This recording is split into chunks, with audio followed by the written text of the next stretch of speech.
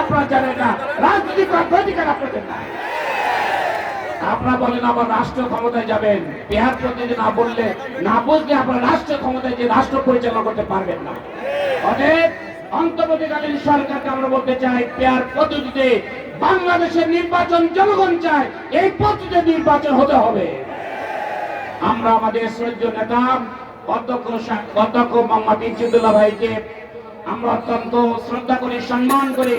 আমার বিশ্বাস তালা এবং কলেরা প্রত্যেকটি মানুষ তাকে চেনেন, কি বলেন যে কিনা?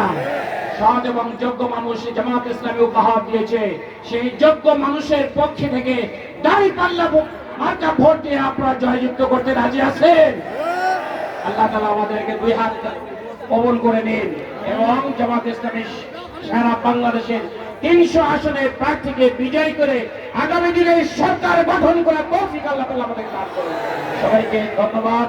আমার নির্বাচনী এলাকা হলো কয়রা পাইকাসার সীমানা হলো তালা। অধ্যাপক মিয়া গোলাম পরশ সাহেবের নির্বাচনী এলাকা হলো ফুলতলা এবং ডুমুরিয়া সাহেবের তালার সম্পর্ক, পাইকাসার সাথে তালার সম্পর্ক। আমরা এখানে আছি, আমাদের জন্য দোয়া করবেন ইনশাআল্লাহ।